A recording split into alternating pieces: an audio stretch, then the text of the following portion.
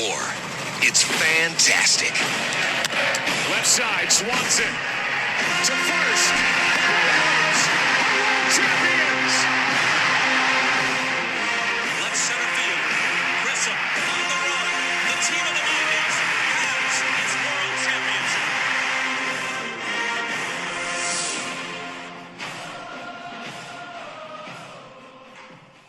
It's the greatest day of the year, okay? My birthday just happened. We schedule our annual fantasy baseball draft. We just got finished with the baseball draft. Guys, welcome back. It's Warpod. Sleeve Shelly here. Dude, we just got finished with our fantasy draft. I'm absolutely hype. I've had a couple adult beverages all day long. I'm so hype. I got two of my best friends here. I got Pepto Pete. I got Luke. Luke and I have recorded a couple episodes that I put on the back burner. They're good off-season pods, guys. I'm going to release those soon. But we just didn't want to play our hands. It was a lot of fantasy baseball talk. It was a lot of prediction talk. So we just didn't release those yet. But we just finished. I'm talking like within less than an hour.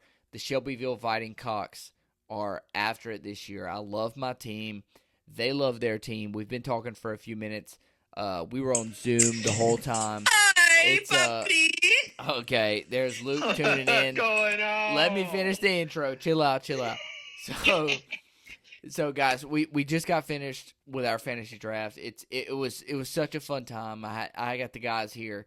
Got a couple of my best friends here joining live. We're gonna record a quick pod. We're gonna talk about everybody's pod or everybody's teams. We're gonna talk about draft strategy. We're gonna talk about everything. Pete, what's up, brother? Coming live from South Carolina. What's up, man? What's going on, man? Doing all right? I'm excited to be here, dude. I know, dude. Resident Tampa Bay Rays fan, Pete, joining live. Happy to have the Trop back. Luke, what's up, brother? We still got some vacuuming going on or what? Nah, we Gucci in here. Okay, bet. We Gucci. Guys, I had a blast. It's just off rip. It was so fun, dude. Having everybody in the Zoom chat. It was a blast. I got my screen up, dude, looking at my team. I will say, dude, I think this might be the best draft year yet. I don't know how Pete feels, but I will say that, like, between the 8 of us, there was only 2 that couldn't make it. Shout out to Simpson. He had the flu. I think Simpson would have made it if he didn't have the flu. And real quick, Gabe was hold also on. driving, so, like, dude, like, it was mad. Like, we had a good time in the live chat. So, real quick, they were in the draft. They were good, but they just weren't in the Zoom. So, that's the only thing. They weren't in the Zoom, so it made it a little weird, but they were active in the draft. There was no auto draft going on except Luke for a couple of rounds. Dude, what happened there? Why did that even happen? Man, I'll tell you what. I don't know what happened. I think I shifted, like my internet fell out for like a few seconds, and I literally was going to draft somebody else that I didn't draft, and we'll get into that later when we go through the draft results and whatnot. But like, I'm not sure. I'll be honest with you. Like, I'm not sure what happened. And me and Pete were even chatting about it earlier. Like, after it happened, we were like, what the fuck happened there? Yeah, dude. I'm not sure what happened. And then, like, all of a sudden, I was like, oh, shit, I got DeGrom. And I was like, okay, well, you know, worse things could have happened, I guess. But, like, we'll get into it after the draft results. So, like, we'll go from there. But I'll turn it back over to you, dude. So, guys, yeah, we're just going from the hip here. We have no plan as far as this pod goes, but I promise you this is probably going to be an hour plus. Just tune in, stay tight, and if you want to hear some good draft strategy, this is what we got. We drafted pretty early this year. I wanted it around my birthday, so I'm super happy that this happened. If y'all want to go draft recap style, we can. If you want to talk about team by team, we can. But what do y'all think?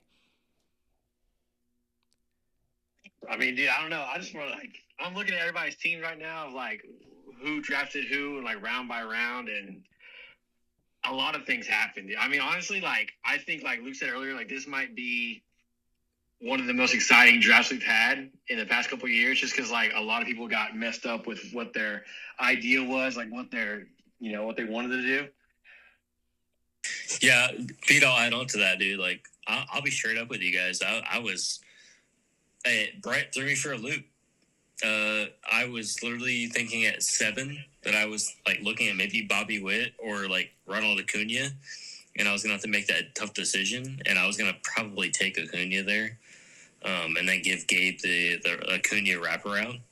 But yeah, I dude, it threw me for a loop. This draft was actually kind of fucking nuts. Yeah, dude. For like the first 4 or 5 rounds, I was like, holy shit, like what the fuck are people thinking here? After that, it kind of mellowed out. I think people were probably choosing not necessarily the best available, but like necessarily like the best that they thought was available. Maybe if that makes sense. Mm-hmm. And then also on top of the fact of like, who are you perceiving as, you know, potential sleepers, or on top of the fact of like, hey, these are where these guys are at, and this is where these guys are potentially going, because you have to think about the potential factor of like trades down the line and other factors along those lines. Yeah, I don't know, man. Like it threw me for a loop. I was literally thinking I was gonna have Acuna like maybe 7, and next thing I know, I got freaking goddamn, you know, pitchers available, crochet and shit available at 7, and I'm like, oh fuck, what the hell? What were you thinking, Shelby? Like, what was your thought process on your first couple rounds, dude? Okay, so here's what I'll do, guys. I'll go ahead and break down our first round for everybody. I'll go ahead and break down first round. So Pete had 1-1 overall. What we do every year, we do a random number generator. I put all of our names in the wheel. We just spin it, and then whoever gets picked first by the random wheel gets their choice, essentially, of where they want to draft. It's an 8-man league with a snake draft.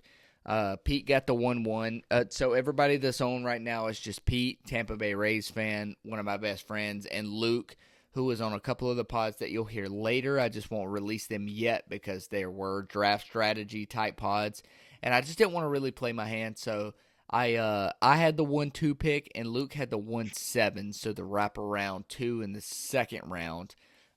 We got the BP Oil Spillers, Shelbyville Fighting Cocks, and a bunch of goys just playing here. So here we go. First round, Shohei Ohtani went 1-1. That was Pete's pick.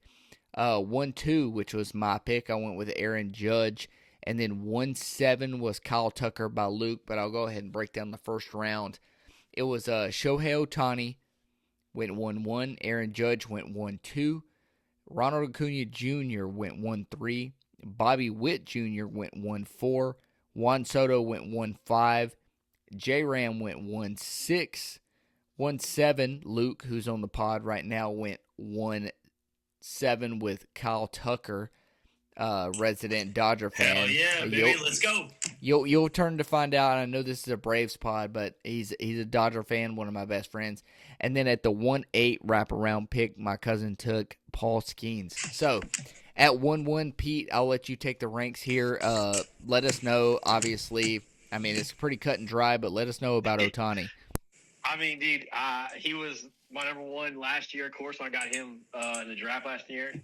I mean, everybody wants him. You know, I mean, he's one of the guys. He's a 2-way player. He can, you know, get guys out. He can get you home runs. He can get guys on the plate. He can get you some runs in. So, I mean, projection wise, his health wise, I'm feeling pretty good about him this year, dude. Yeah, dude. Obviously, Shohei Ohtani was the 1-1. I mean, I was texting you a couple of days before because I knew I had the 1-2, and if I was like, you know, who are you thinking 1-1? It doesn't matter because you get the first pick. So I was like, if you're not going Ohtani, I'm going Ohtani. So whatever. I was like, I'll go ahead and let you know if you don't get Ohtani, or if you do get Ohtani, I'm getting Judge. If you don't get Ohtani, I'm getting Ohtani. That's like straight up, like whoever you want, I don't give a shit. But I'm taking Ohtani if you don't get Ohtani. But are you getting Ohtani? Pretty much. Ohtani's obviously duh, and then Aaron Judge is just consistent captain, USA captain. I'm so excited about WBC. We won't get into WBC too much today, but it's just a fantasy recap pod. Yeah, I went Aaron Judge 1-2, just solid production. You can look at the average, you can look at the home runs, you can look at the RBIs. He's not gonna give you too many errors, so it's not gonna be too many negatives on the Hey, Pete, defensive Pete. side, so it doesn't really matter.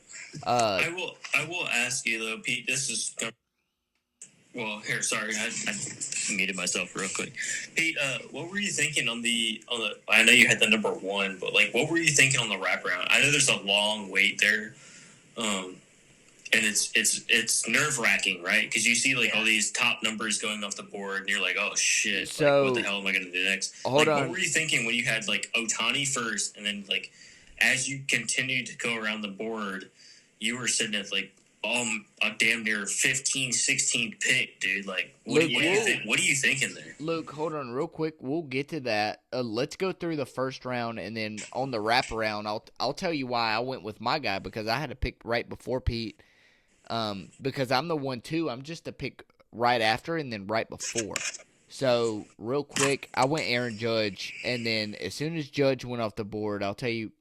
I just told you why I went with Judge, but obviously Acuna went 3, Bobby Witt Jr. went 4, Soto went 5, J-Ram went 6, and then it was your pick, Luke. So go ahead and tell us why you went Tucker, and then wraparound you went Cattell in the second round, which was surprising to me, but go ahead and let us know that, and then further on to the second, we'll let you know what we were thinking come that pick. Here, let me pull it back up. How do you get to? Let me try to pull this back up. So just go to the league, and then go to. There's going to be draft recap there at the top.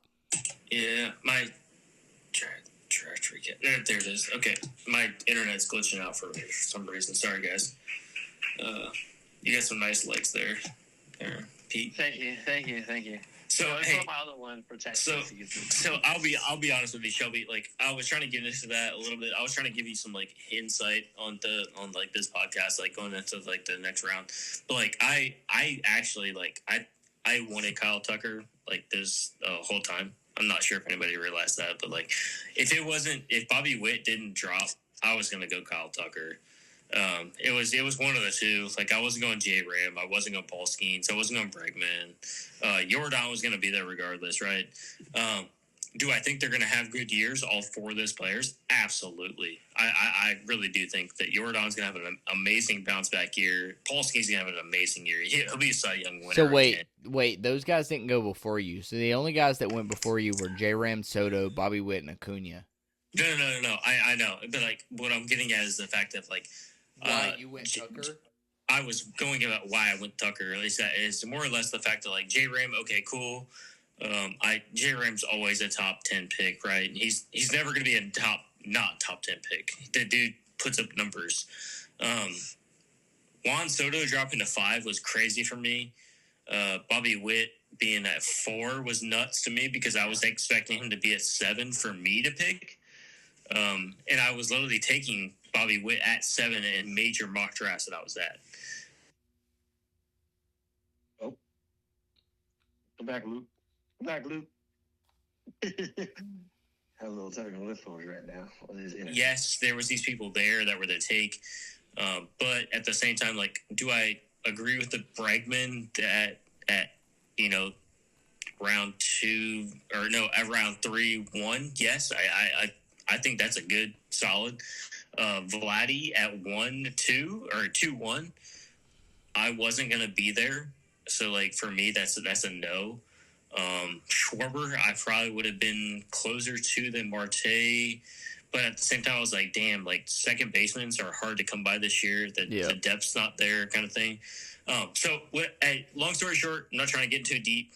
I took Tucker because Tucker is Tucker, and the Dodgers are the Dodgers, and we're going to do mad things. I'm a Dodgers fan, as you guys know. He's going to have a lot of fucking RBIs. He's going to have a lot of fucking home runs. It's there. It's there for him to take. And then when I went that back-to-back right there with the Marte, there's not a lot of 2 baseman depth. As Pete can tell you from last year, he had Cattell last year and won.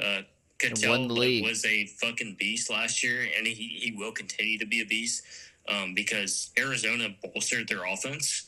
They bolstered their rotation. They bolstered their offense. They're there to make a run. They're not going to be able to make a run against the Dodgers. Obviously, we all know that, but they're there to make a run for the playoffs, as we know.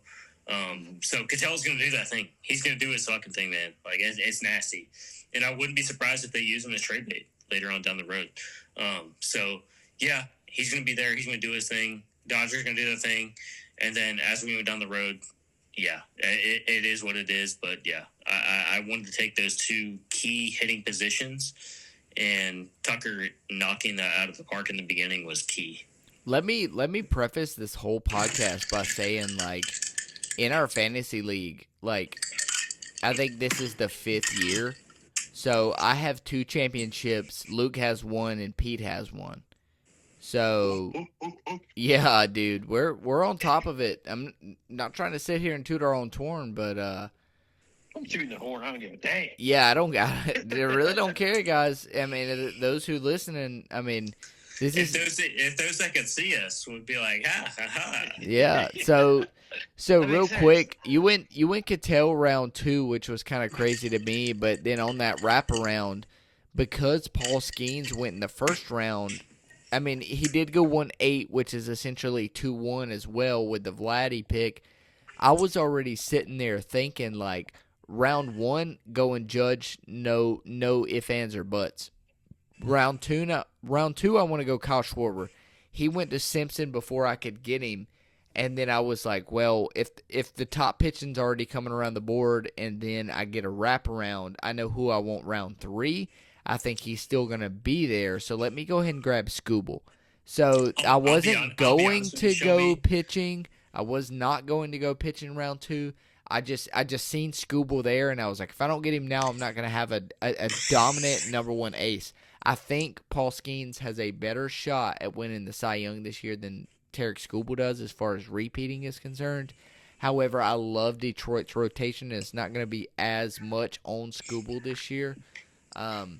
But yeah, dude, I just felt like I was my hand was kind of forced there to go Scooble, and then I was just gonna get pitching again in round 3. Pete, I don't know how you feel about this, but like, I'll throw you in there in a second when I bring it. But like, Shelby, dude, like, you could not have taken Scooble at a better place. Like the end of round 2 was exactly where I felt like he was gonna fall in a batter hitter draft, like batter friendly draft. Yep. You got him honestly way before I thought you were. Like, honestly, for anybody that I thought was gonna actually draft him, it would have been like where Garrett drafted at Cal Raleigh right there at the end of the second, or like beginning of the second, was because Scooble literally has had back-to-back years Yeah, dude. those stats. So me and Kyle Pete, Schwarber has had those numbers, right? Fernando Tatis, obviously great. Matt Olson, great, definitely great. But then when you get down to it, you got him at the 7th in the second round. Like, that is a serious number right before Crochet, who might have great MVP numbers this year as well for the Cy Young. But the kicker is that, like, Scooball's done it multiple years in a row, and he's done it without the same supporting cast that he's done it with this year. And I think that you grabbed him at a optimal time, and it's going to showcase. I really do think as long as he doesn't get injured, as long as nothing happens, and as long as nothing goes crazy, I think you grabbed him at a crazy optimal time. So yeah, kudos to you. I was talking to Pete the other day. I was like, dude, I'm not going pitching until round 3, and if Scooble's there, I'll let you have him. If Skeen's there, I want him. Like honest, like hand on Bible. I was like, if Scooble and Skeens is there round 3 when we go 1 and 2 again, like, leave me Skeens, I'll give you Scooble. Yeah. Whatever. I'll be honest though, man. Like, you guys having these back-to-back picks between you and Pete right there, between Scooble and Crochet, like, dude, that's nasty. Like, those 2 picks between back-to-back, or Scooble could have the back-to-back year between, MVP status / Cy Young, and then Crochet could literally be on the same level because Boston has that nasty rotation, man. They really do, between him and Suarez and a couple others that are up there. Well, like, I love it up there, and then also on top of the batting up there in Boston, like, dude, the batting up there in Boston is just there. It's nasty, dude. That's why I took Roman Anthony a lot earlier than I thought I was going to, because I mean I mean, Yeah, Garrett Crochet was Cy Young too last year. I mean, No. with And that's what I was schemes, getting at. I know we're getting into that later, and I know we're getting into the draft class later, but, like, you two taking the winners, the Tyreek or Garrett, like, Tyreek, that sounds terrible. Tyreek and Scooball and, like Crochet, those two, right, back-to-back, dude, like, they're both going to be MVP level, Cy Young level winners. I just think that you guys both taking them back-to-back showcases the next couple picks that happen, and the next, like, third round, fourth round is, like, where it's at, like, where it's like, oh, shit, we realized, like, oh, the top two aces got taken, and we need to move on. yeah. So we'll talk about these, like, the first two rounds, and then we'll just get specifically into our teams if you guys want to. Like, literally, like, why we draft him and what we thought, like, projections wise looking forward. But I think we covered those first two rounds, which is what everybody's here for. So my first two rounds, obviously, I took Aaron Judge and then Tarek Skubal. Pete took Shohei and Garrett Crochet on the 1 and then the 2-16. And then Luke took Kyle Tucker and then Ketel Marte. So I will go ahead and I'll pass it over to Pete real quick. We'll look at teams, opposing team. So general manager and owner of the team, the BP Oil Spillers, Bryson Peterson, winner of the 2025 C=3 Fantasy Baseball League. Just take us position by position. I don't even care about what draft order they are. But, yeah, dude, just talk to us about it. Me and Luke will break down what we think about your team, and then we'll go to Luke's team, then we'll go to my team. How's that sound? Hey, sounds good, man. All right. I mean, I was going. So my strategy was, I was thinking about, okay, so honestly, it sounds really funny that we're all three on this podcast right now, but, like, I was thinking about, all right, so my two biggest contenders, not to, like, knock anybody else's team, right, but, like, last year and the year before was Luke and Shelby. Those two guys, I don't care if I play them once in the season or 15 times. I got to do my best to beat you guys, you know what I'm saying? And I was like, so last year, right, Luke beat me with Kyle Schwarber. I think what was it, Luke? I think two times we played, Kyle Schwarber had, like, almost 100 points. His names were nasty, dude. He had great games. So what I wanted to do, I was like, and Ketel, like he said, like, second base this year is just, like, slim pickings. So what I wanted to do Shohei Ohtani, obviously 101, can't not do that. And then I wanted to do Tarek and then Ketel and then Tarek because I had, back-to-back picks round 2 and 3. But things got a little haywire, obviously, in the second round. So I had to go Garrett, which Garrett's always a solid provider for Boston. Amazing pitcher. And then Bregman, he got traded in the offseason from Boston to Chicago. I'm really excited to see what Bregman does in Chicago. I think he's going to provide a lot of contributions to the team. And then after him, I got Naylor in the 4th round. I love Josh Naylor. The man just does great for me every year. I mean, when he's in Diamondback, amazing. Seattle last year, he did great. I'm thinking he's going to keep providing and do just the same, if not maybe a little bit better this year. Then I got Christopher Sanchez and Cade Smith. Hey, Pete. I was looking. What's up? Who did you get for second baseman? Second base? Who did I get? Oh, Jose Altuve. Twerk. Sorry, I didn't mean to interrupt you. You're good. I'm throwing for So what I do right now, Altuve. so Pete, if you want to, just to make it easier, Yeah. I have your team pulled up right now on my screen. If you just want to Yeah. go position by position to make it easier, and, like, so what I would do is be like, all right, so for catcher, I took this guy. This is why. He fell to me late because of this. That's what I would do.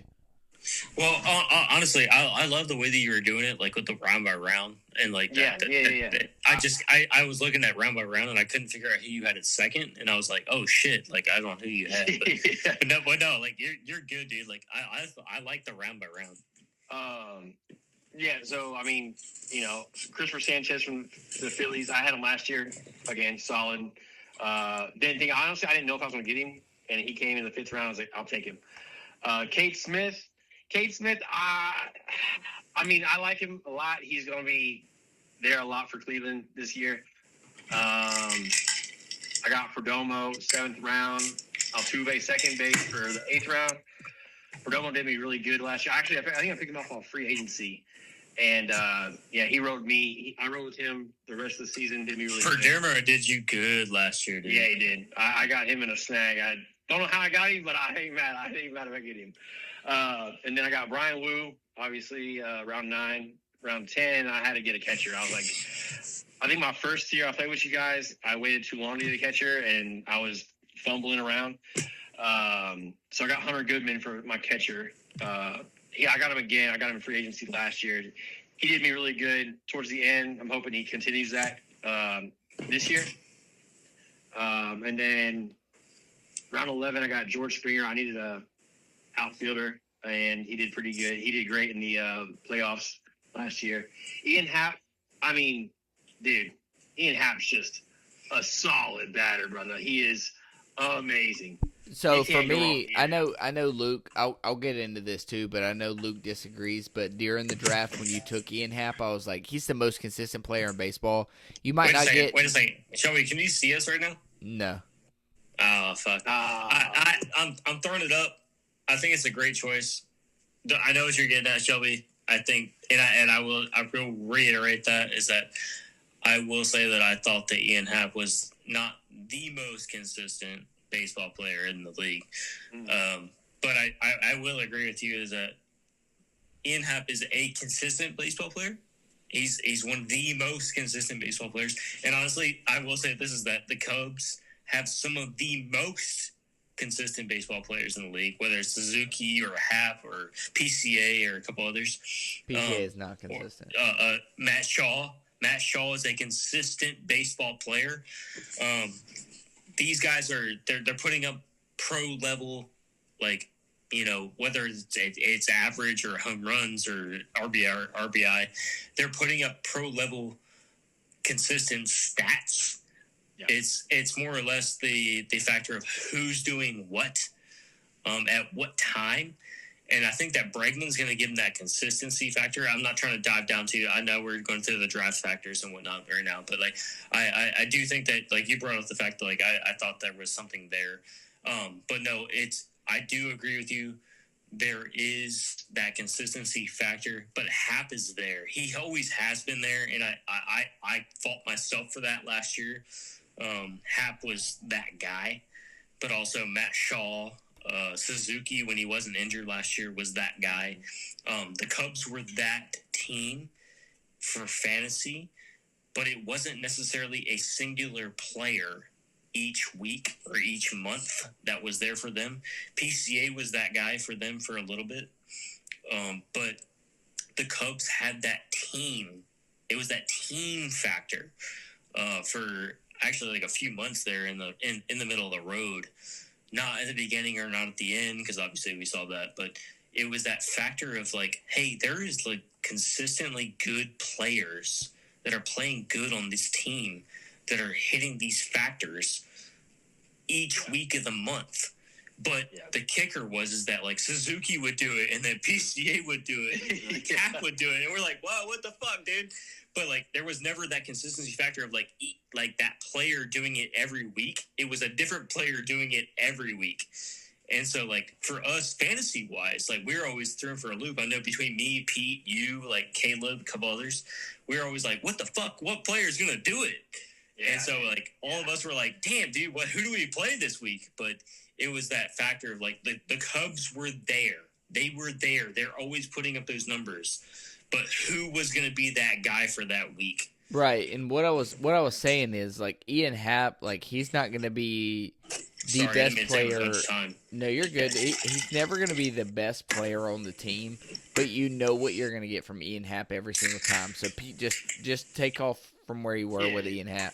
Yeah, man. And sorry, Pete. I didn't mean to make that from you. Yeah, you're good, brother. You're good. And then 13th round, I got Nick. Is it Pavetta? It's Pavetta, right? Yeah. Okay, I don't want to like botch this amount. I mean, I got him. I think me and you traded last year, Shelby. Right towards the end, I got him from you in the trade. And he did solid numbers for me towards the end. Helped me out a lot in the our playoffs. And then I was looking around on the 14th round, and then all of a sudden Luke pulled out a San Diego hat, and I was like, I know somebody that was on San Diego. This man throws the bat to the ball, brother. I mean, he just consistently hits the ball. He's going to get you points in fantasy. He did it for me last year. Luke, he did it for you the first year I played with you guys. Luis Arias is just that guy if you need points. Yep. 15th round, I did not expect to get this pitcher, but Tyler Glasnow, I got him. 15th round. I love him. I love him. He does good. We're gonna see what he does.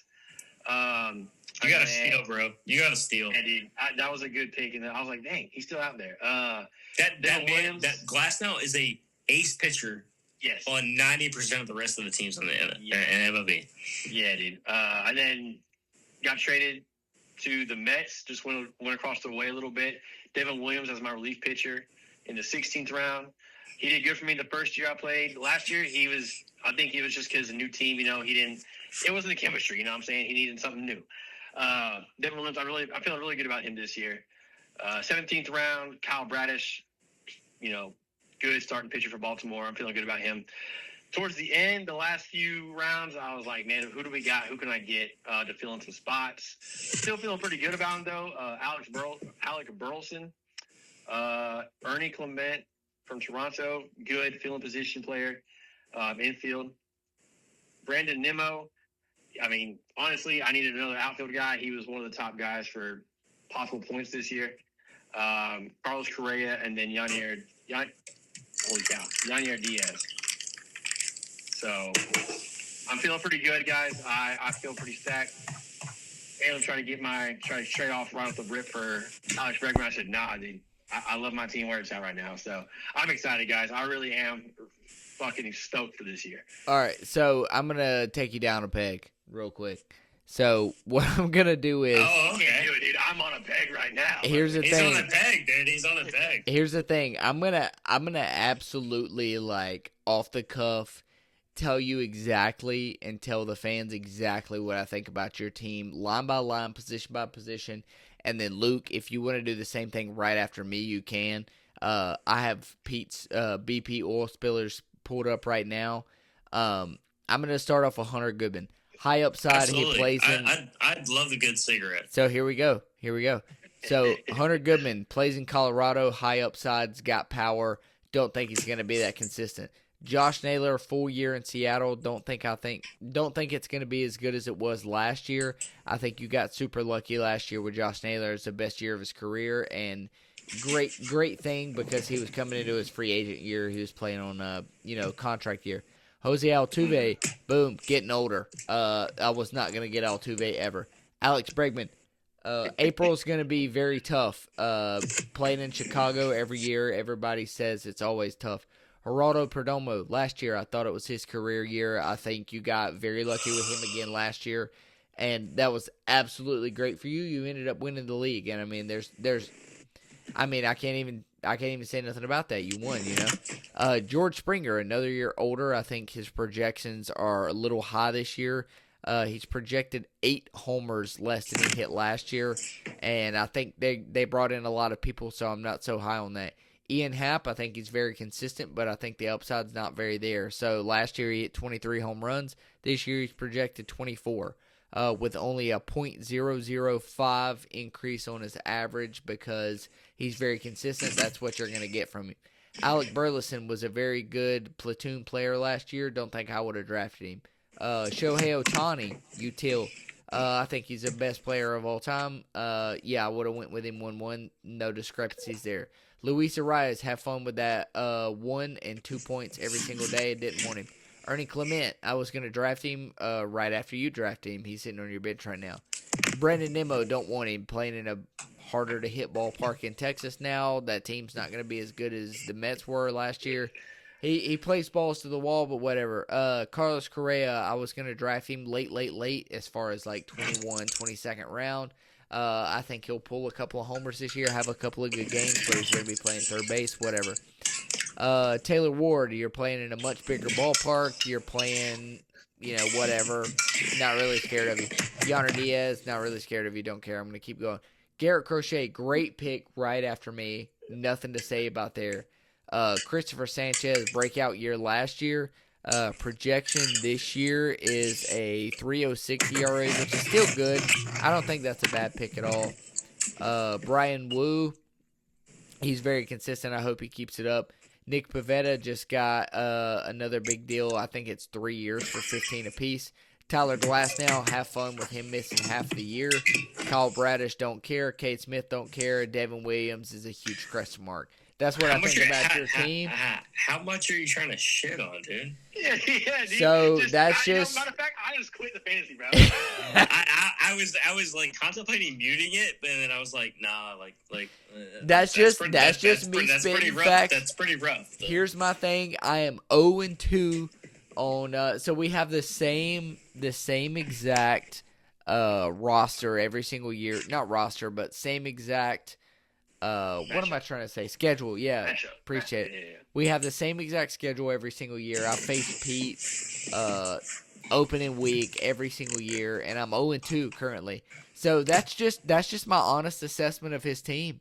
There's no sugarcoating there. Pete, I had a very fun time drafting with you this year, brother, but that is just what I think about your team. I think Bregman's good, and I think a lot of your guys that provided for you last year had career years, and that's just my honest assessment. I mean, I can't wait for you to tell me your honest assessment of my team, but I mean that's just coming from me. I mean, I think your team's dog shit, to be honest.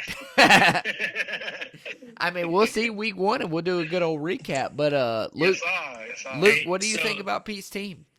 No, I want to go last because honestly, like you two are facing each other on this one. I would rather that Pete talk about yours and I'll go last. Well, since we've already discussed Pete's team, we can go to my team next, and then I'll give him full reign. So go ahead and break down. I want to see Pete's perspective of your team, and then I'll kind of go over Caleb's team just for perspective. Because I've talked to Simpson a little bit via text message. I've talked to Brett, obviously FaceTime. You all saw a lot of that because we didn't meet ourselves during the chat, and there's some others besides like the homosexuals that are Garrett's team that was there with you. And Gabe was obviously, doing his own thing, whatever. But anyway, long story short, I'd rather see what Pete thinks of your squad. Well, we're going to get to that, but since me, you, and Pete are already on this thing, tell Pete what you think about his draft strategy and his squad real quick, and then we'll move on to my team. I'll go into that then. I'll let Pete go into yours, and I'll go into Pete's. How about that? Well, we're not on mine. I didn't get a chance to break mine go down ahead yet. And say something about mine. Go Yeah. ahead, Luke. Go ahead. Give me your honest opinion, brother. We'll get Luke out of the, or we'll get Pete that. out of the way, and then we'll do mine, and then we'll do yours. So I will say is that since we're both going to the same perspective, right? Shelby just went to the perspective of his perspective of your chat or your draft. Dude, I'll be honest, man. Ohtani number one, it was a no-brainer. I would do the same thing as you.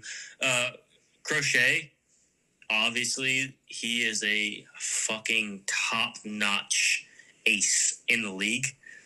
He will probably outperform Ohtani when it comes to pitching performance.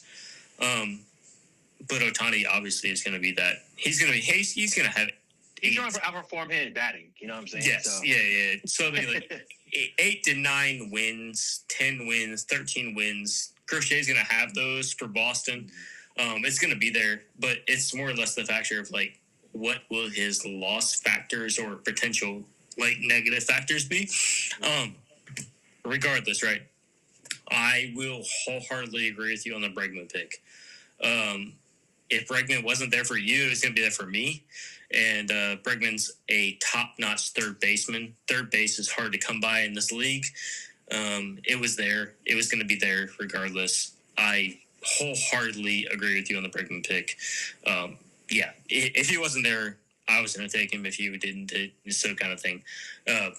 Naylor, different factor. He was your like favorite-ish pick, kind of favorite pick, if you could say. Naylor was a mad-ass dude. Like he actually did stellar no matter what team he was on. And Seattle fucking rode his ass to the playoffs. Dude, I give you mad credit. Josh Naylor's Josh Naylor. I give you mad credit for this pick, but at the same time, like, what will he do still in Seattle is yet to be seen. But at the time, there's a high risk, high reward factor.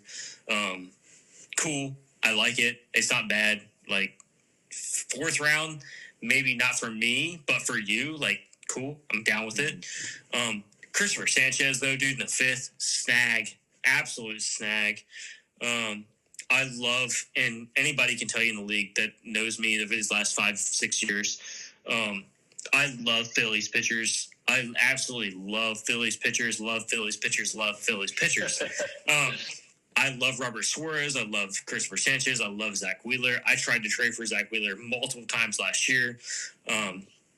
Phillies pitchers just have a great fucking standpoint. They have the run support. They have everything to go on like those factors, the quality starts.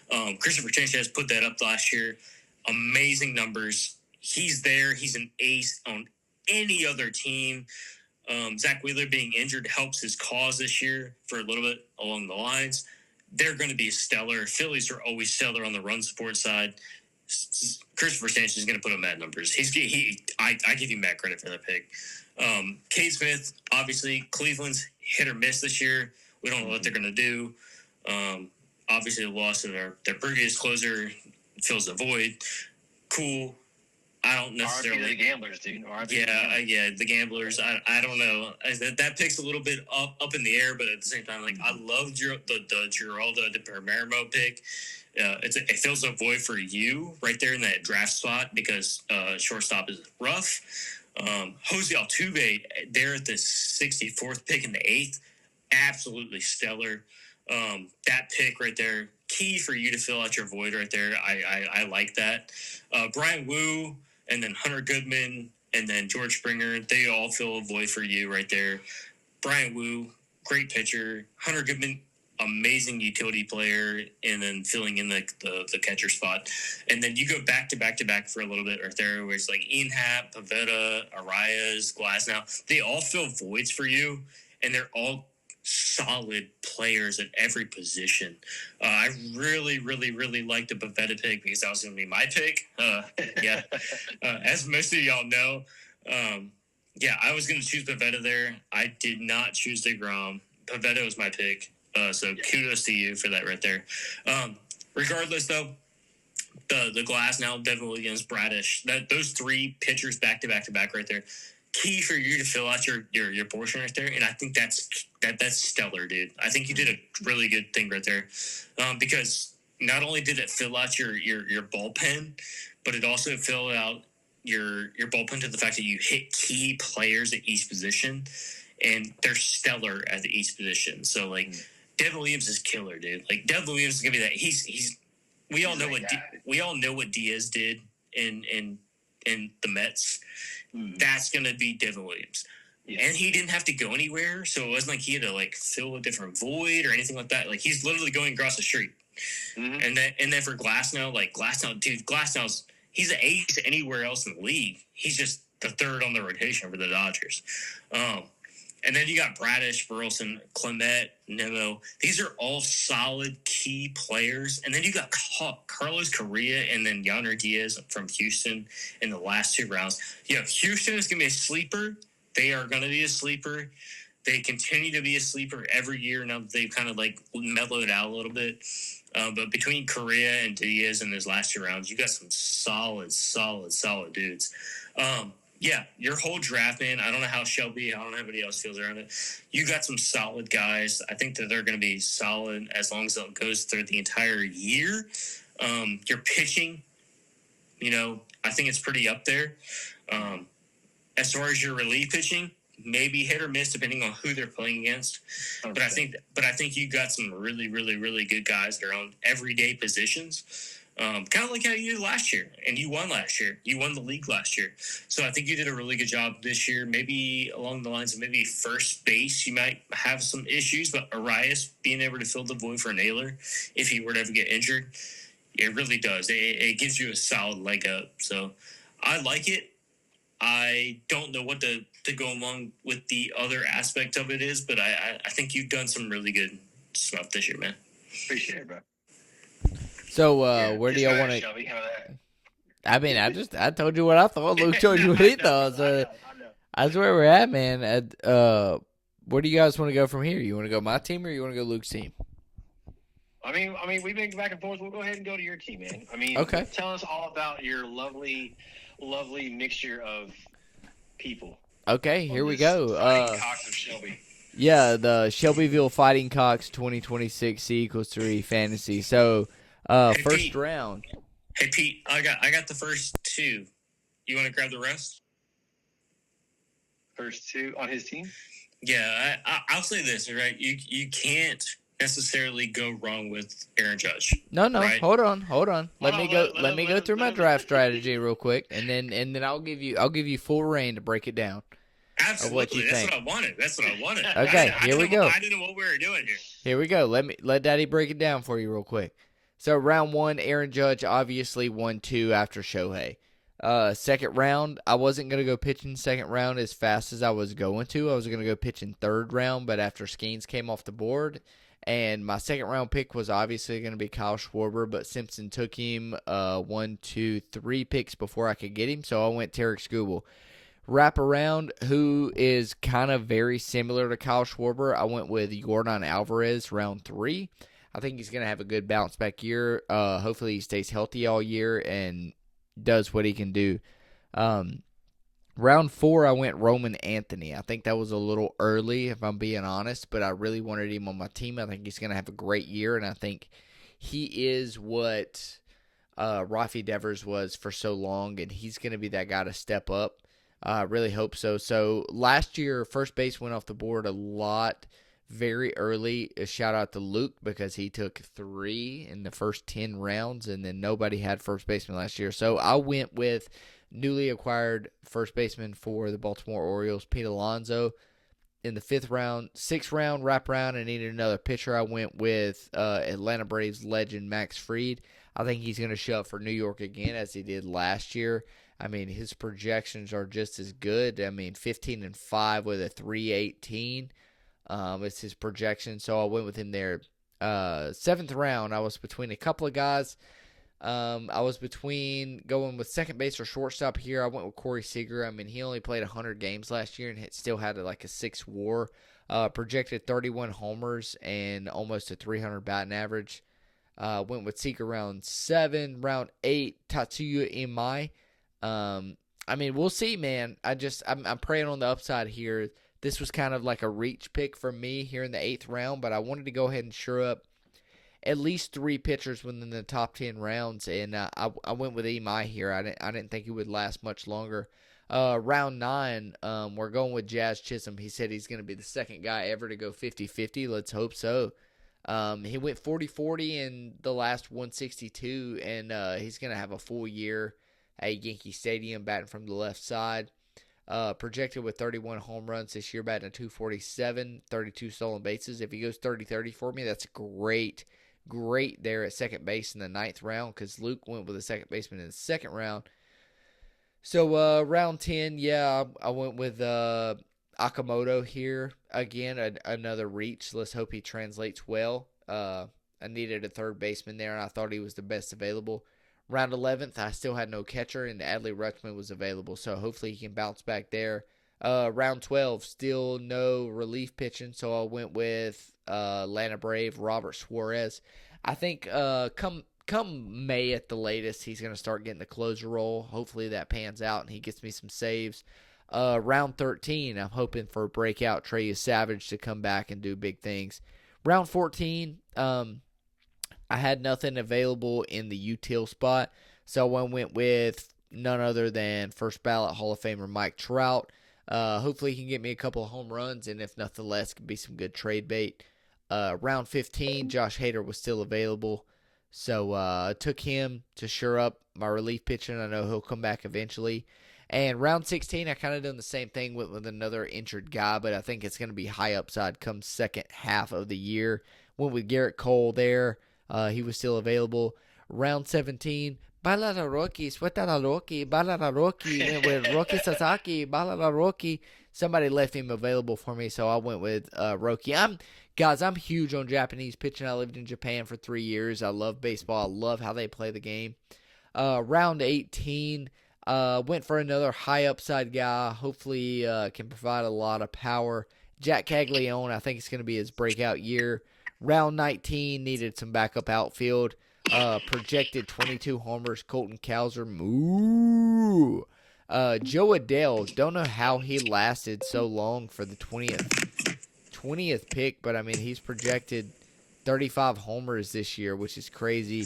Round 21, I just went with the backup shortstop that I know is going to play every day, and Colton Cowser. And then round 22, I needed a backup catcher. I know he's going to be injured for a while, but I am a Braves fan, and I think he'll be productive.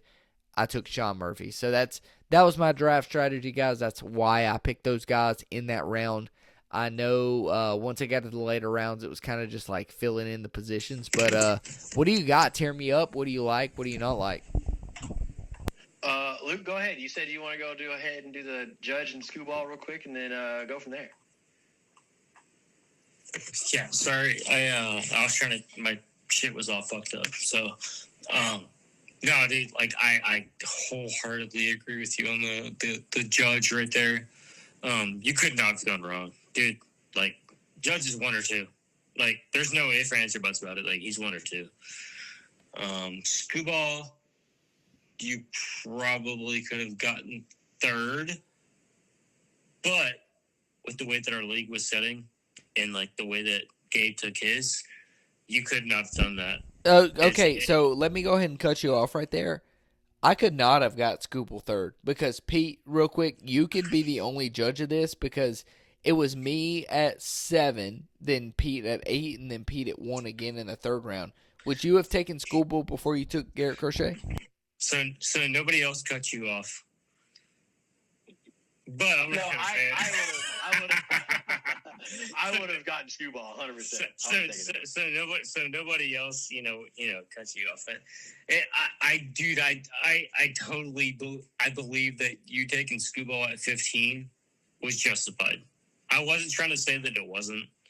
I was just trying to throw you a loop and be like, hey, look, like, what the fuck kind of thing. I think that you taking Scooball right there at 15 is perfect. To be honest, I don't know what Pete says or whatever. I think that shit, dude. To be honest, I'll be honest. He's actually taken there later than what I honestly probably would have taken him at. But at the same time, like, I wasn't going to take a picture there. You taking Jordan next round at 18 is perfect for me. I was going to take Jordan earlier than that. Jordan's going to have that bounce back here. I wholeheartedly believe that Jordan is there. He's not one of those top 25. I think he's top 10. It's more or less the factor of his supporting cast. Roman Anthony, dude, like at 4 and at number 31 is kind of like a high risk, high reward. I don't know how Pete feels about it. I don't know how Brett feels about it. I don't know if Caleb feels about it. I know Caleb really, really, really likes him. I know Brett really likes him too. But at the same time, Roman Anthony's also, he's got that high risk, high reward factor. Yeah, I'm down for it. I'm down for you to take him there, and that's cool. Pete Alonso right after that, absolutely stellar. I love Pete. I love Pete Alonso. You don't have to fucking take me for that. Pete can fucking tell you. I'm always a Pete Alonso fan. I think I've had it the last 3 years. Yep. Yeah. Fuck. Hell yeah. The man's Pete Alonso on Luke's team.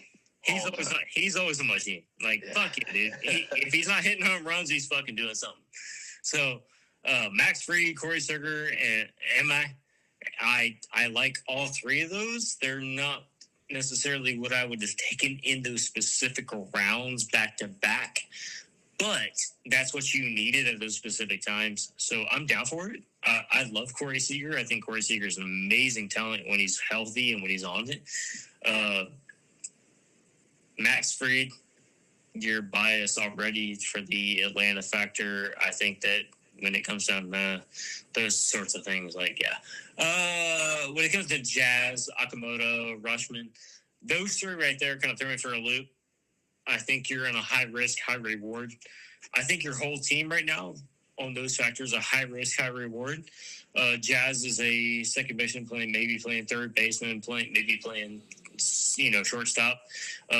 Yakamoto, he's obviously playing third, but there's also some if factors there for Toronto with Clement and a few others. He's going to be playing those positions, but at the same time, he's going to be playing those positions based upon matchup. And then Adley Rutschman, dude, you don't have to tell me, I love Adley Rutschman. I love him. Adley is that fucking lovable dude. But the cello's there. The cello is that inching factor behind him that just cannot go away. Robert Suarez and then Savage had that massive playoffs push. Mike Trout right behind him. Mike Trout's Mike Trout. Mike Trout's going to do this fucking Mike Trout things. Hader, cool. Will he ever recover? I hope so, because I hope so for your sake on drafting him, but also hope for his sake on the Houston factor. Your last couple picks, man, like Sasaki, Calione, Cowser, Adele, Montgomery, Murphy, those are all high risk, high reward factors. I think Jack is an amazing player. I think he's going to be a amazing player later on down the road. Colton Cowser, Joe Adele. Joe Adele's been in the league for a long time. That being said, do I think he's going to have a great year? Don't know. Yet to be seen. Colton Cowser, yet to be seen. He's young. Sean Murphy, still yet to be seen. That being said, I think you have a great team of great potential talent. I think you have a great team of potential pitching talent. Will it pan out? Don't know. It's yet to be seen. I do think that you have a lot of potential Hall of Fame talent on your team. Whether that's yet to be seen, I don't know. But you do have a great, talented team. I don't know how Pete feels about it, but it's kind of along the same lines as I feel about Garrett's team. Is like when I look at your comparisons, there's a lot of comparison talents, but not necessarily proven talent. But yeah, no, I like your team. I think they're pretty solid, but high risk, high reward. Yeah. I'll go ahead and just say, Shelby, I think you got 7 guys that are pretty solid guys. The other 15, just really a lot of guesstimating, hoping. I heard a lot of hope in your, talking about your guys. You're like, I hope they do good. Hope. Brother, you can't hope for nothing, They got to be solid guys. I think, I'm just giving you shit right now. But Aaron Judge, obviously, round 1, like Luke said, and everybody in the whole world knows you're going to do a fantasy draft. Aaron Judge, if he's not going 1, he better go 2. If he doesn't go 2, you're smoking crack. Scooble, yeah, it sucks that Skeens got picked up late round 1, which actually he got picked up round 1 by you last year. But wish he didn't get picked up. So you could have gotten Skeens. I would have gotten Scooble, but it happens. Alvarez, I think I did a trade last year with you for Alvarez and Jazz, or I think I had him already. I'm not quite sure, one of the two. But I had him and Jazz on my team. Both got injured, obviously. They tried to bounce back. They did all right. I hope that Jordan does do good for you this year, has a bounce back year. I think he will, honestly. Hopefully not against me, but everybody else, that's fine. Roman Anthony, round 4 pick for Boston. I think he has pretty good potential this year. I feel like he's going to be pretty good. Pete Alonso, went from the Mets to Baltimore, dude. I think new scenery, new energy. I think he's going to be pretty solid for the Baltimore Orioles this year. Max Fried, round 6. Atlanta guy, big Atlanta fan. I would have gone for Max Fried, but that's your thing, so that's cool. Corey Seager's a good pick. He does have those ifs and tiffs of being injury prone. But guy has power, dude. I mean, solid. Love Corey Seager. How do you say his name? Emi? Anyways, that dude. Tatsuya Imai Ewa.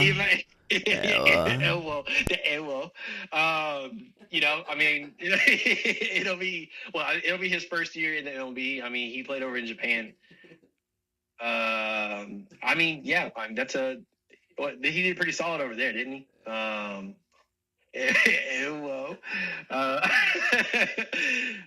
see what he does. He got a lot of potential. Jazz, I definitely would never pick Jazz again in my life. I'm not even going to BS you, dude. Like, I would never pick Jazz again.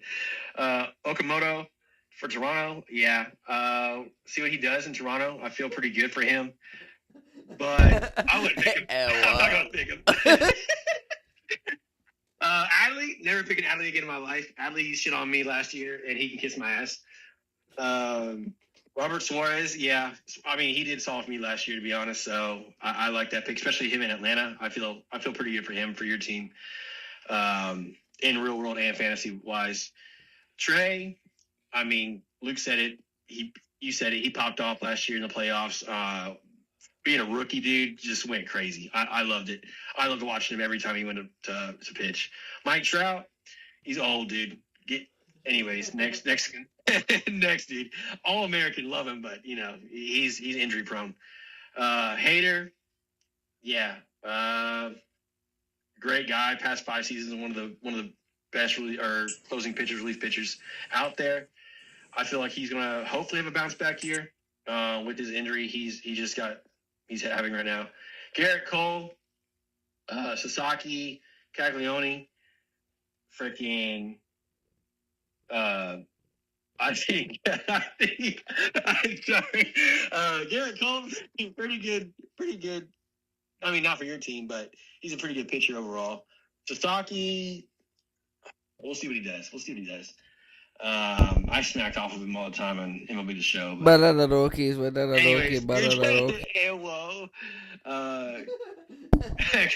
Caglione. I was going to actually pick him up, and you picked him up before I could get him, and I was like, dadgummit. I was really wanting him. Colton Cowser, next. Joe Adele, next. Montgomery. Colton Cowser wouldn't have picked him. Joe Adele probably wouldn't have picked him either. Colton Montgomery, he's young. I think he has a lot of potential. Being in with the White Sox, he's a pretty good guy. I think he'd do better off somewhere else. And Sean Murphy, he still has to prove himself, like we've said. So, but overall, dude, I think your team on a scale of 1 to 10 is like a 6. So,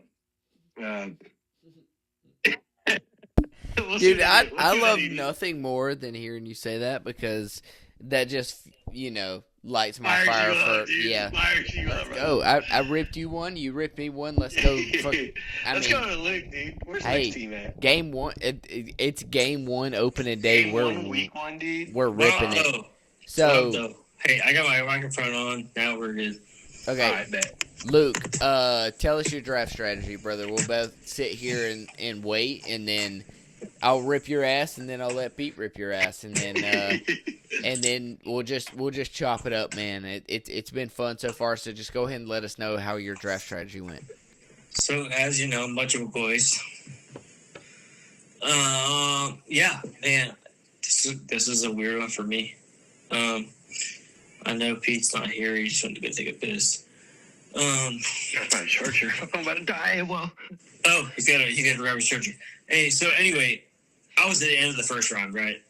And this was a first for me because I've usually been up at like the third, the fourth, the fifth. So getting the seventh was like, oh shit, a little bit different. So the 7th through the 10th, right?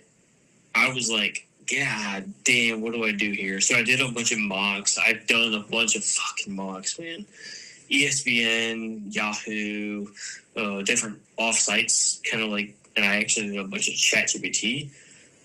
Based upon, like, I even typed in, like, ultra competitive, based upon, you know, these members doing this kind of thing, and actually, like, some of this shit that I typed in is actually pretty on point, which is kind of weird. But I went Kyle Tucker in the first. I kind of figured that was going to happen. If not Kyle Tucker, maybe Ronald Acuna. I was kind of going Ronald Acuna there, and it really kind of fucked me up when Brett took Ronald there. But either way, I kind of figured I'd get Cattell at the second, and that was okay with me because the second's kind of hard to go with. The second baseman position is not a great to have, and there is a hard positioning aspect to do with.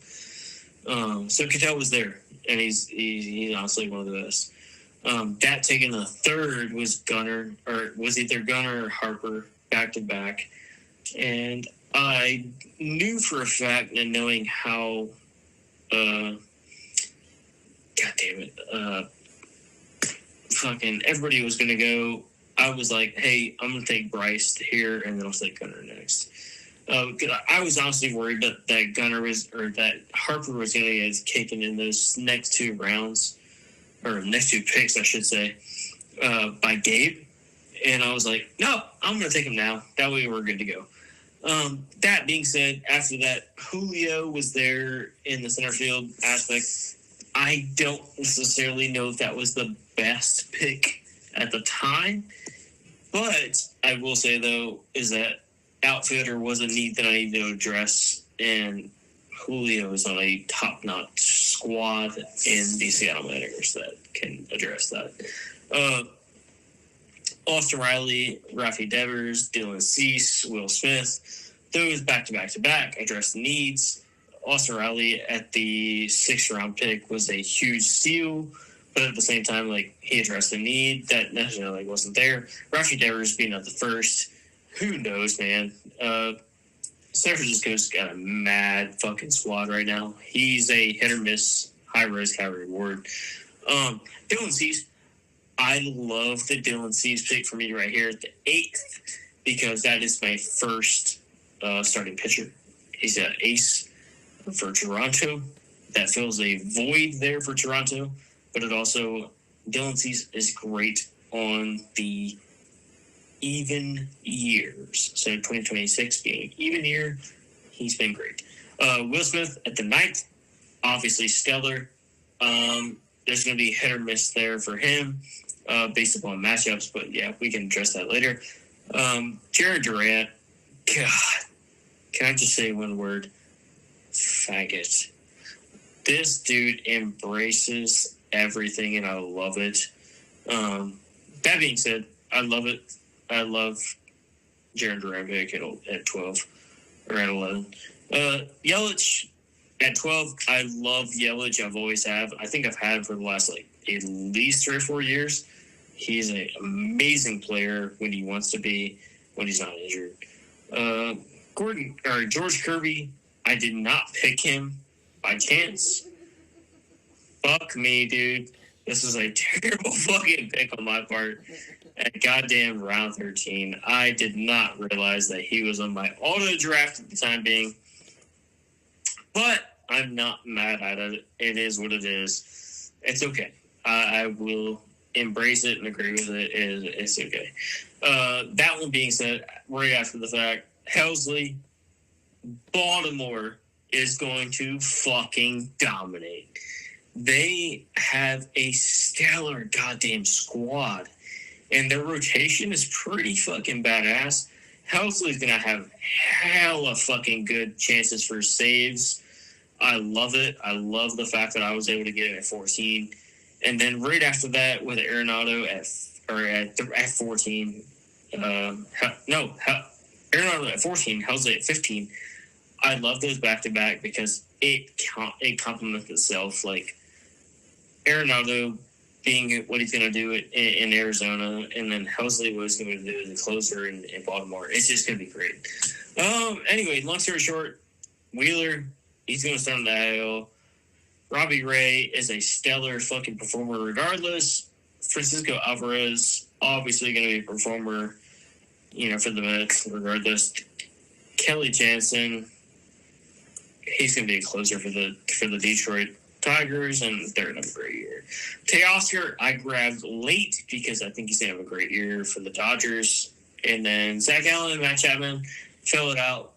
It is what it is. You guys get it. I'm interested to see what you guys think. I think I had a pretty decent year to fill out all the spots. There is some limb facts, I think, whether it's pitching or some certain position players. But at the same time, I think that I have a solid rotation. So, Hey, man. Yeah. Pete, I'll let you go first, brother. Okay. Let's just go ahead and top it off. Kyle Tucker, Sal Marte, Bryce Harper, Gunnar Henderson. Those first 4 picks, dude, are just phenomenal. You got Cattell. I wanted Cattell. You little shit. Gunnar, I had him queued up. I didn't think I was going to get him after the 3rd round, obviously. So I was like, I'll eat it on the chin. But those first 4 guys, dude, solid at bats. Solid batters. They're going to get you what you need every week. Julio Rodriguez, like you said, solid guy. When he's up, he's up. When he's up, he's up. When he is down, he's sucking dick. Yeah, he's bad, dude. But I mean, overall though, Julio Rodriguez is a solid ball player, of course. Austin Riley, Austin Riley's Austin Riley, dude. You can't. He does no wrong, Devers had a really rocky start last year, but I think he got his roots in there, and this year he's really going to show everybody, hey, man, listen, that'll never happen again. Okay, we're not worried about that. Dylan Cease, Will Smith, Jarren Duran. I had Jarren Duran queued up, Will Smith queued up, Dylan Cease in Toronto, starting pitcher. Yeah, that's a solid addition. It's going to be great for them and for your team throughout the year. Will Smith as a catcher. I had him as a catcher, I think, a little bit last year. He gets you points on the board. He's going to do you good. Jarren Duran, faggot, dude. Get a freaking tennis racket. But Jarren Duran's the man, dude. He is the man. DeGrom, yeah, you got shit on that one. Yelich, good. Great hitter. He's going to get you what you need. Hopefully, as long as, he avoids the injuries, no ankle sprain, something like that. George Kirby, again, you got really shit on that one, dude. DeGrom and Kirby, that's a big shit. You could probably trade for him, though. I ain't gonna lie. You'll get rid of him somehow. We'll talk to Caleb about it, and he'll trade you freaking somebody for him. Nolan, Ryan Helsley, Zach Wheeler. Nolan Arenado, dude's a future Hall of Famer. Amazing player. Ryan Helsley, great relief pitcher. In Baltimore, too, yeah, I feel like he's going to be pretty good. Wheeler, you said it. Zach Wheeler in the Phillies, stout, dude. Stout pitcher. Robbie Ray, I ain't going to lie. I think I picked him up like twice last year whenever he was a free agent just to fill in some spots. I didn't really pay attention to him a lot, but we're going to see what he does. Alvarez, yeah, you really shit on Shelby. He wanted that one. I know he wanted him. But Alvarez, the Mets, he's always a good one. Jansen, I had him queued up, but I figured once I got my guys, obviously I don't need him. Hernandez with the Dodgers, great all-around guy. Zach Gallen and Matt Chapman filling spots. I think, you'll figure out a way. If you want them, obviously, if you don't want them, you'll figure out a way to get rid of them. You know what I'm saying? You'll get better filling spots. Overall, dude, I think your team is pretty stacked. It's always fucking stacked somehow. I don't know why. I don't know how we get to this point in life with Luke having a pretty solid team. Because every year, I think last year and the year before, we both played each other. I think 1 or 2 weeks in both seasons. You beat me by like 1 point. Was it 1 point for all those? It was pissed me off every time. But yeah, dude, I'm excited to play you this year. I'm excited to see what your team does for points wise. So, Shelby, go ahead, give him your all, dude. All right, rapid fire. Here we go. Daddy's turn. Kyle Tucker would not have taken him in the first round. I took him in the second year, last round on the wraparound. But I think he's on a much better squad this year, and he's going to have a lot of productivity opportunities this year. I mean, me and you talked about that. Taking Cattell in the second round, I think it was a little early. However, that's the best second baseman, so go ahead and getting him off the board's not a bad idea. Yeah, so wrap around. Third round, I think this was out of spite. You know, I named my kid after this guy. You took Bryce Harper. I know you've already said that he can be on the block this year, so we'll talk about that later. Gunnar Henderson, I think he'll have a good bounce back year. He had a good year last year, but it's still not up to his standard. But coming up on free agency in a couple of years, I think it'll be very good. Projected to hit 25 homers this year, batting at .273. Not bad. Round 5, you took J-Rod. Have fun. I think he'll be good in August, like he always does. He always turns it up second half. Austin Riley. To be honest with you, Austin Riley really hasn't been good since his hometown hitting coach passed away. RIP, but I think you got some solid trade bait with a bunch of Braves fans in our chat with that pick, so I don't hate it. Rafi Devers, good pick. I was going to take Rafi Devers, I think, with his full year in San Francisco. I mean, me and you have talked about it. It's warmer there in the beginning of the year. And with that short left field, I think if he learns to pull the ball instead of hitting opposite field like he did in Fenway, it's literally like the opposite field that he's playing at now, and it's a little bit warmer year-round there. So I think with a full year of Rafi there, with a lot of key contributors batting around him, I think Rafi's going to have a solid year. I like that pick a lot. Dylan Cease. Dylan Cease has the most strikeouts of any pitcher since 2020. I don't know if anybody knows that or not. Look it up. I think Dylan Cease is great. Especially, dude, I didn't realize until you were breaking down your team that was your first starting pitcher you took.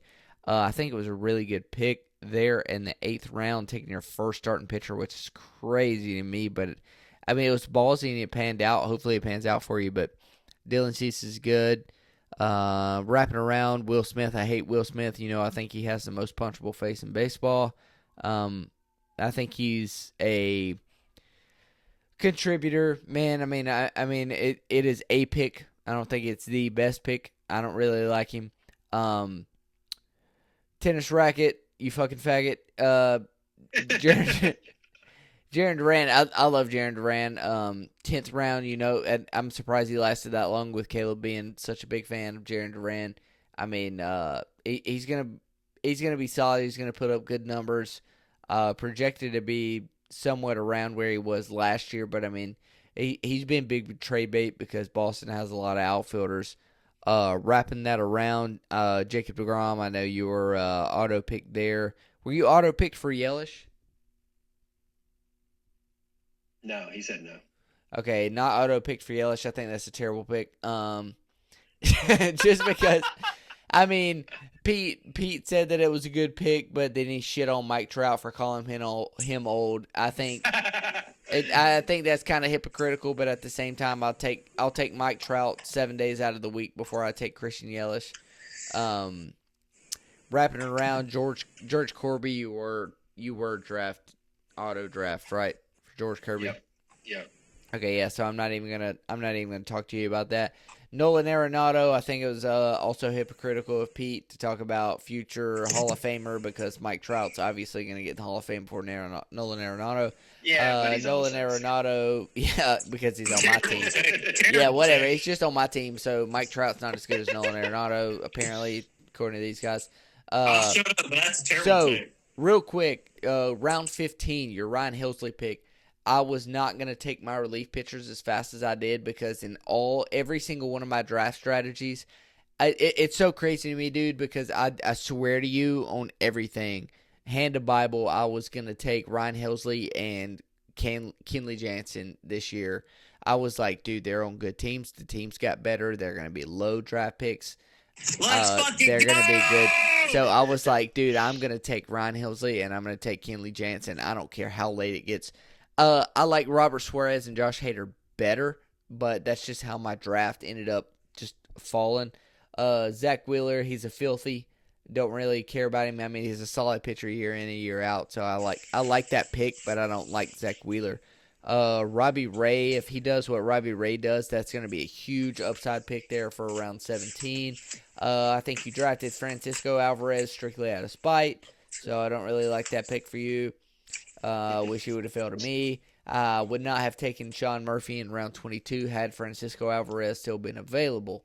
Wrapping back around Kenley Jansen, like I just said, I was planning on taking Kenley Jansen that late, but my guys just happened to go faster. Teoscar, he better get it together. They're going to ship him straight out of L.A., and that might be good for Teoscar because he can hit better somewhere else.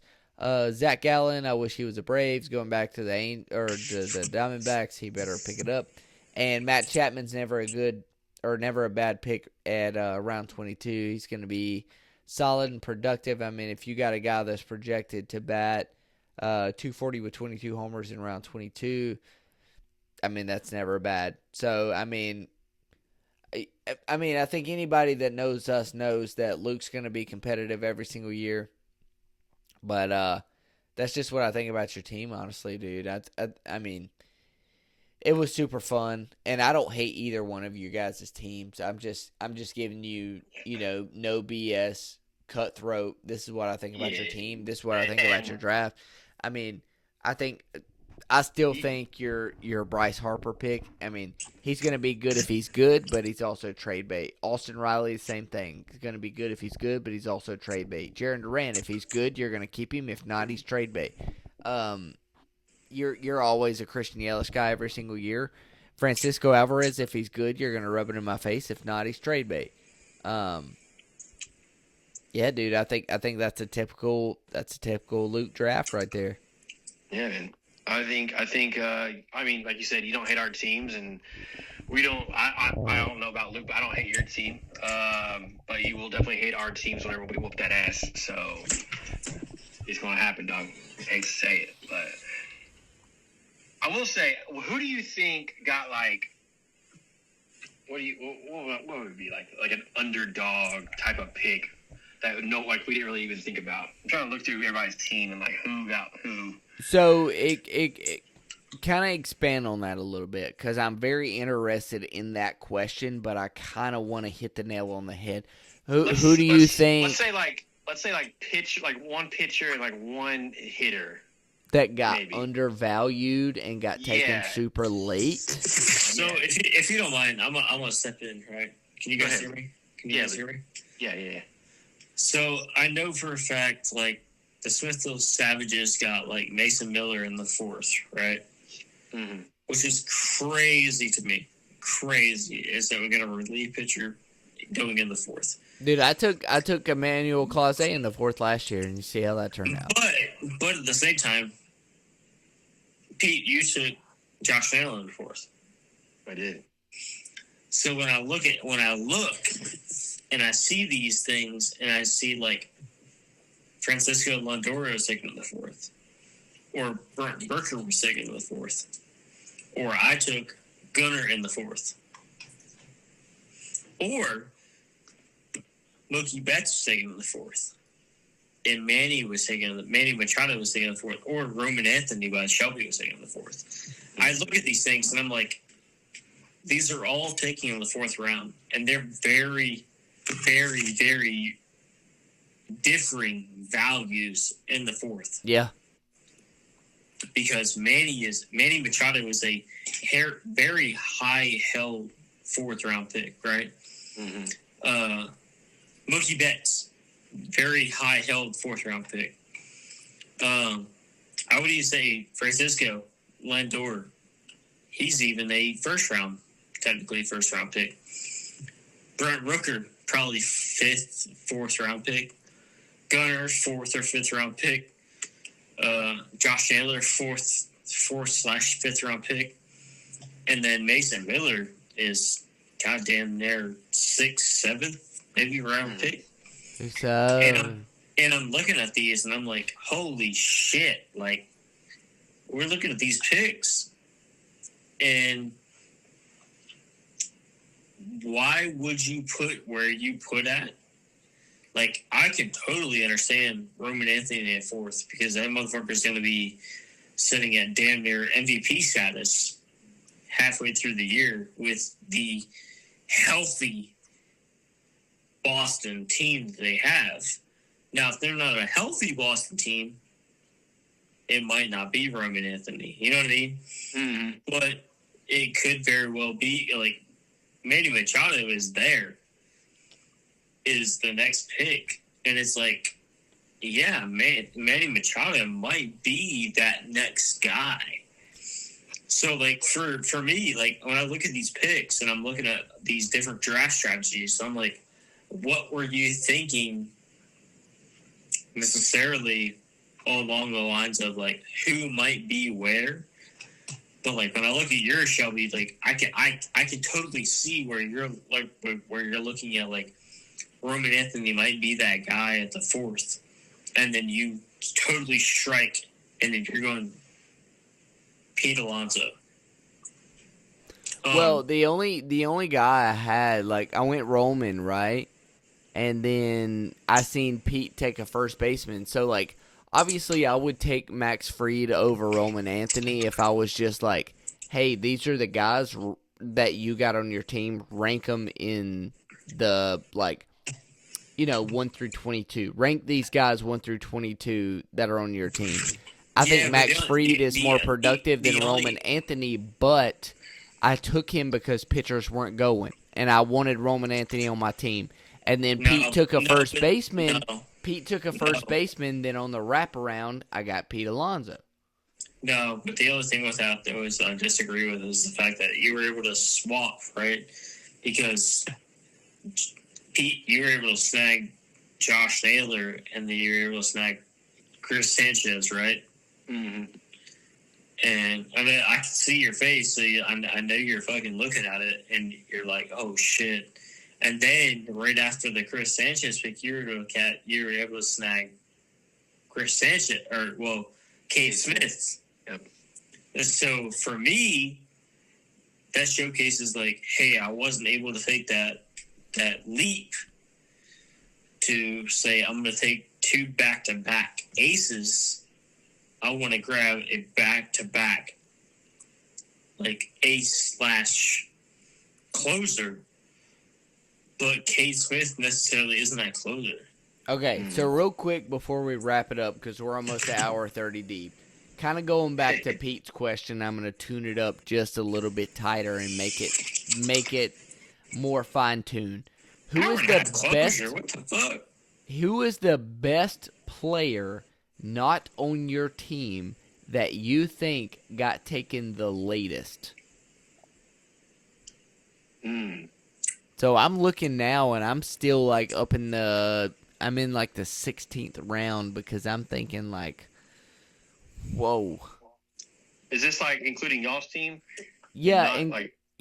not on your team because there's a couple of guys that like I'm looking at my team and I'm like, man, Joe Adele in the 20th round is a steal because he hit 37 home runs last year. You know what I'm saying? Yeah, I'm looking at Isaac Paredes. Okay. In the 20th round. Okay, explain yourself. So that was a pick by Garrett. Yeah, because I was going to get Isaac earlier, but then I went. Who did I get? Alex Bregman, obviously. And I was like, oh, Alex Bregman's still available, obviously, and that was early on. But for what Isaac Paredes did for me last year, before he got injured, dude was a hoss, bro. He was a hoss, and then I was like, I had him queued up, and I was like, well, I think he's going to go underneath the radar, and then I'll get him, like, towards the end. And then overall, I think Isaac Brady's going to be a pretty solid pick at the end for Garrett of the draft. I think he's going to do him good. Yeah, so I'm going to go with 19th round, 5th pick overall, And I was really going to pick this guy, but after drafting Garrett Cole, they don't go immediately to the injured list, as you guys know, so you have to wait till the draft is over with. So all of my positions were filled with starting pitchers, so I'm going to go with Simpson's pick of Mackenzie Gore. 19th round, 5th pick. And, Mackenzie Gore through the first half of the year was in Cy Young contention. He kind of fell off after the half of the year, but when you're playing for a team like the Washington Nationals, what more do you have to fight for besides just injuring yourself? He got traded over to Texas. I think he's going to have a great year. I wish I could have grabbed him, but, I ran out of just pitching spots and wasn't able to snag him. I was kind of hoping he wasn't going to go until after the draft, and I was going to put Garrett Cole on the injured list and then go pick him up. But, things happen. Luke, what are you thinking? Can you hear me? Yeah. Yeah.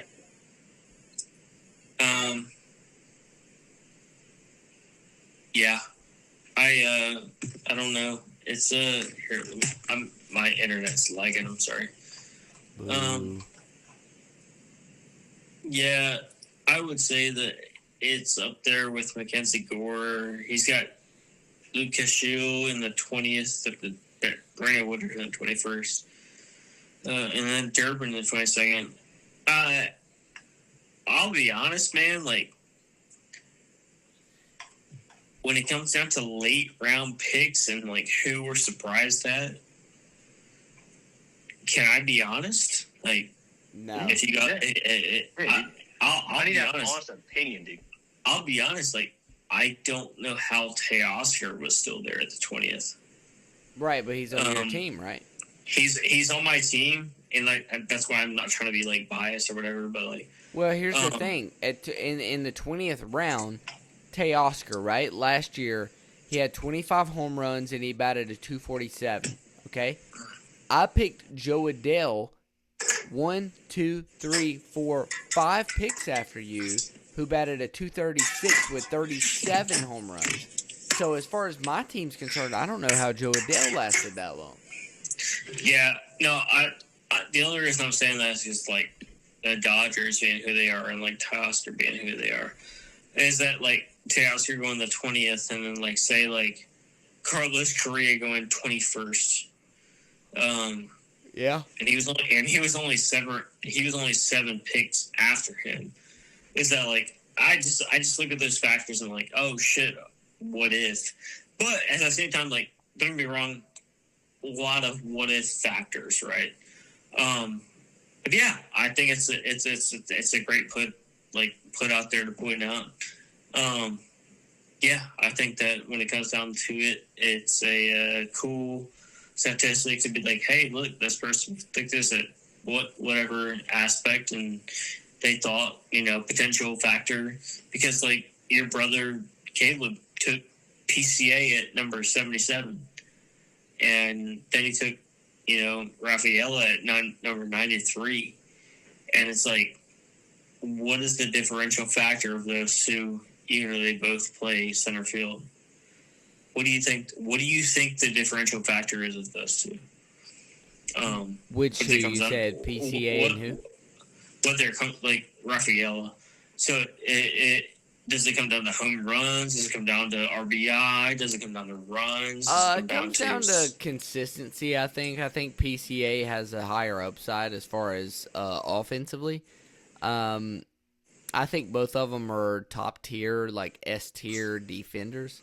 Do I agree? But obviously, yes. You don't get points for defense. No, do I agree? Yes, but at the same time, why would you draft those two at such a differential factor between the times you drafted them, based upon the factor of what you are going to try to get out of them? Well, if that makes sense. As far as Caleb's concerned, I think it's the players that he likes, and who is available. So Cedon went in the 12th round, and you said PCA went in the 10th round. So I think he wanted PCA more than he wanted Cedon. And then once he got back around, Cedon was still available, so he took him. I wasn't disagreeing with that factor. It's more or less the factor of fantasy points. The fantasy factor of saying necessarily that Sedon would get this many points over PCA, or whether or not the utility factor would be able to supply him what he needed. It's more or less just like looking at point factors and being like, hey, look, this is what we need from these specific positions, and what can we get from those positions. I'm not trying to disregard Caleb's draft strategy. I'm not trying to do that at all. And, I was talking to Pete about this a little bit ago, and then me and him made some positioning points, But I will say that there is a key positioning factor to say that key points in certain positions across the MLB, right? You have to hit those. You have to say, I have a key second baseman. I have a key third baseman. I have a key shortstop. To hit those key position points and fantasy aspects. And they're everyday positions.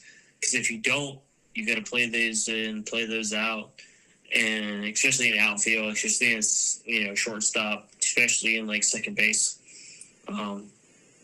So those key positions that have those key spots that say, hey, look, I'm going to, plug in, plug out.